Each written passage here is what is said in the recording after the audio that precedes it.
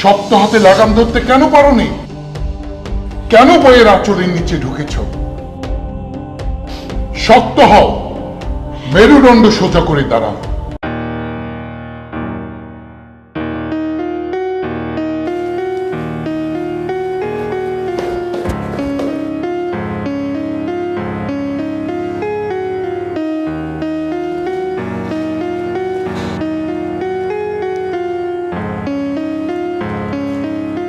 Ben সাহেব, Ben সাহেব, ওঠেন। এখানে শুয়ে আছেন কেন? আপনি এখানে শুয়ে আছেন কেন? আপনি বাড়ি থাকতে সিঁড়ির নিচে কেন? বিয়াই, এত বড় বাড়িতে আমার থাকার কোনো জায়গা নাই, এই জন্যই তো আমি সিঁড়ির নিচে ঘুমাইতেছি। কি বলছেন? এত বড় বাড়ি থাকতে আপনার শোয়ার জায়গা নেই, আপনি সিঁড়ির নিচে ঘুমাইছেন? বলেন, কে বলেছে আপনাকে সিঁড়ির নিচে ঘুমাইতে? বিয়ে সাহেব, এই বাড়িতে অনেক রুম আছে ঠিকই, কিন্তু ওই রুমে থাকার যোগ্যতা নাকি আমার নাই। আমার শরীর দিয়ে গন্ধ কয়, এই জন্য ওই রুমে আমার থাকতে দেয় না। আপনার মেয়ে ঘাড় ধরে আমার বাইর করে এই নিচে আইনা শুয়ে রাখছে, তাই তো আমি আজকে সিঁড়ির নিচে শুয়ে আছি। আমার মেয়ের এত বড় সাহস যে আপনাকে সিঁড়ির নিচে ঘুমাতে বলেছে? এ বাড়িতে অনেক রুম, তো এই রুমগুলোতে কে থাকবে? ছেলের 3 কোটি টাকার বাড়িতে রুমে মায়ের জায়গা হলো না, মায়ের জায়গা হলো সিঁড়ি ঘরের নিচে। আসুন আমার সঙ্গে। কি হলো? আসুন।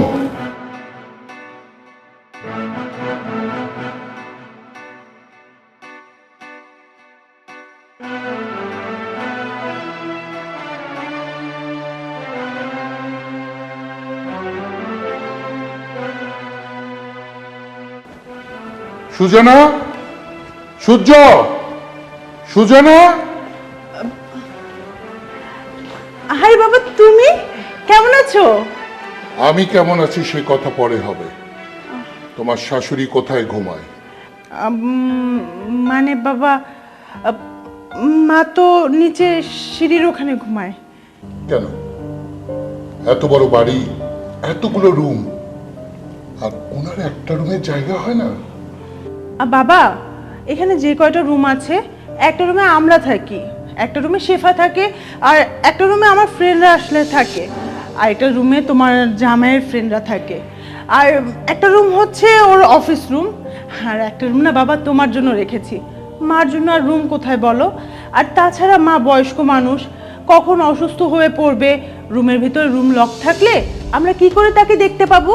তার জন্যই তো মাকে নিচে রাখি, যে মা নিচে থাকলে আমরা যে কোনো সময় গিয়ে দেখতে পারবো।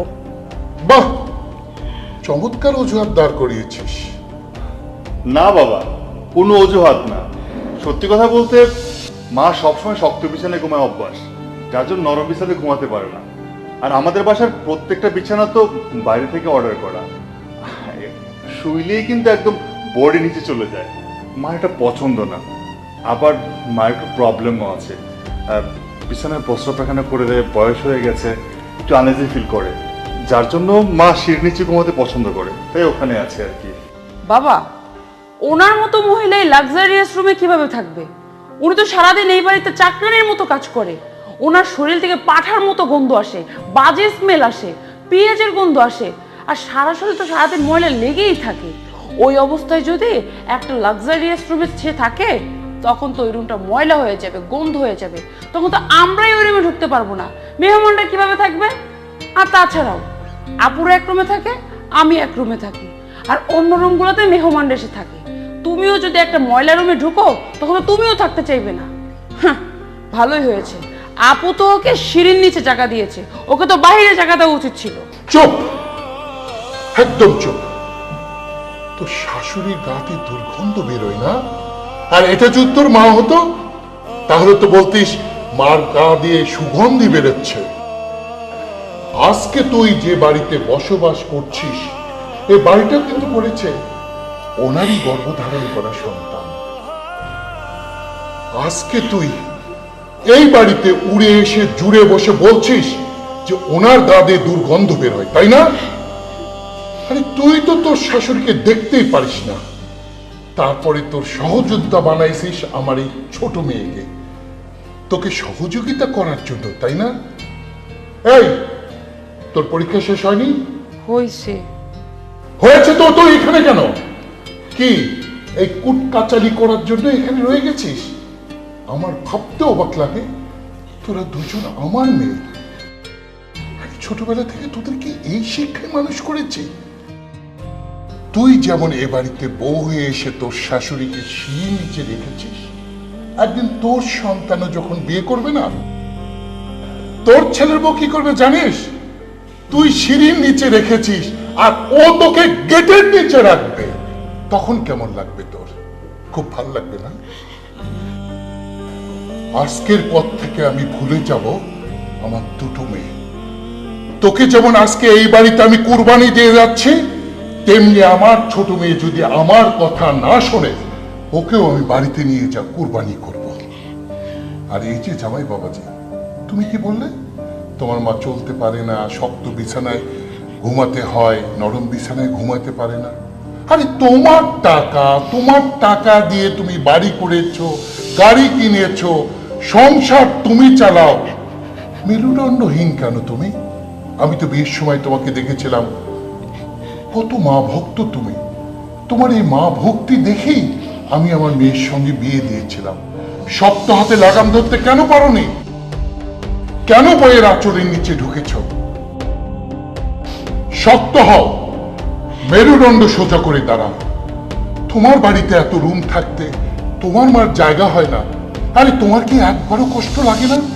যে মা 10 মাস 10 দিন তোমাকে গর্ভে ধারণ করেছে, কত কষ্ট করে তোমাকে মানুষ করেছে, আর সেই মা সিঁড়ি ঘরে থাকে আর তুমি এসি রুমে থাকো?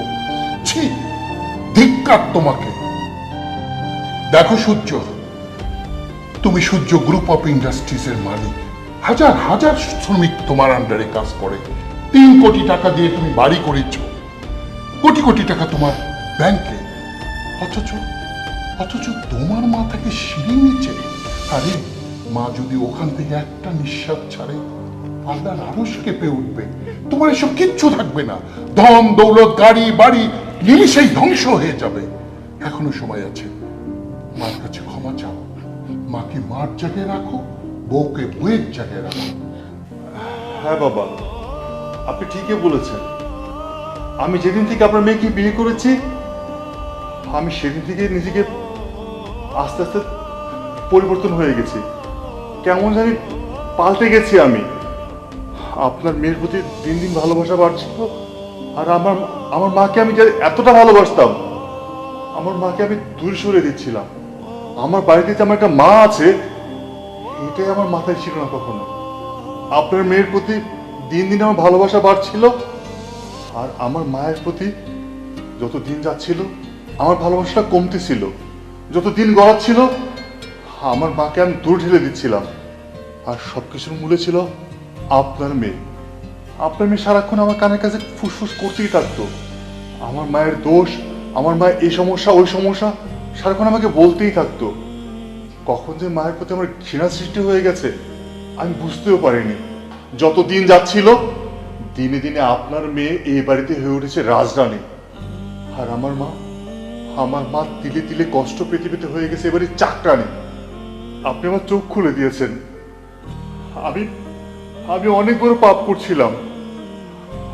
আমি ভুলে গিয়েছিলাম যে আমার ঘরে, আমার সংসারে আমার মা আছে, যে মার পায়ের নিচে আমার বেহেস্ট, যে মা আমাকে পৃথিবীর আলো দেখিয়েছে, যে মায়ের জন্য আজকে আমি এত বড় হতে পেরেছি, শিক্ষিত হতে পেরেছি, যে মা না খাইয়ে আমাকে খাইয়েছে, আমাকে লালন পালন করেছে। আমি মায়ের প্রতি অনেক অন্যায় করেছি। তবে বাবা, আমি আপনাকে কথা দিচ্ছি, আজকের পর থেকে আমার মাকে আর কেউ অবহেলা করতে পারবে না। আমার চোখ কান খুলে গেছে, আমি আর কোনোদিন আমার মাকে কষ্ট দেব না। এই বাড়িতে যদি রাজরানী হয়ে থাকতে হয়, তাহলে আমার মাই থাকবে। আর আমার মায়ের চাকরানি হয়ে যদি কেউ থাকতে চায়, তাহলে এ বাড়িতে থাকবে, না হয় যে যার খুশি চলে যাবে। আজ আর কোনোদিন আমার মাকে কষ্ট পেতে দেবো না। মা, আমি অনেক বড় ভুল করে ফেলেছি মা। আমি ভুলে গিয়েছিলাম যে আমি এই সংসারে বউ হয়ে এসেছি। আমি 18 বছর আমার মায়ের সংসারে ছিলাম। আমার মাকে যতটা ভালোবেসেছি আমি আমার শাশুড়িকে ততটা ভালোবাসতে পারিনি। বিয়ের পর শাশুড়ি যে আপন আমি ভুলে গিয়েছিলাম। আমার কাছে আপনাকে সবসময় শত্রুর মতো মনে হতো। আমি অনেক ভুল করেছি মা। মা মা, অনেক মা ভুল তুমি ক্ষমা করে দাও মা। আমরা ভুল করে ফেলেছি মা, আমাদেরকে মাফ করে দেন। সন্তানরা তো সবসময় ভুল করে, আর আমি মা, মা সবসময় ক্ষমা করে দেয়। তবে বাজান, এরকম ভুল আর কখনো করিস না, আমার খুব কষ্ট হয়। হ্যাঁ মা, বাবা আপনি আমাদের ক্ষমা করে দিবেন।